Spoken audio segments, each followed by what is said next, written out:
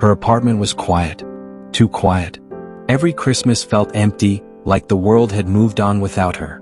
The lights outside her window twinkled, a constant reminder of the world she felt no longer part of. Everyone's life seemed perfect. Families gathering, presents wrapped in shiny paper, laughter echoing across homes she couldn't enter. She hated it.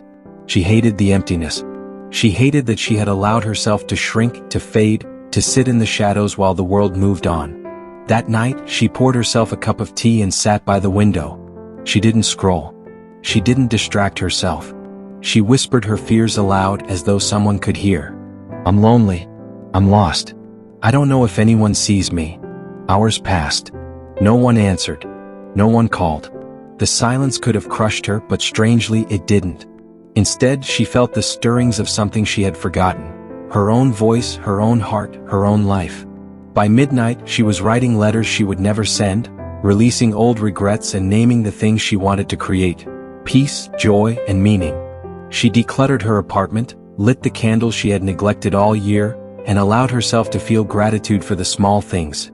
Warmth, light, a safe roof over her head. She prayed softly, not for someone to fix her, but for courage to rebuild herself from the inside out. For the first time in years, she understood that loneliness wasn't always punishment. Sometimes it's the universe giving you a chance to listen to yourself.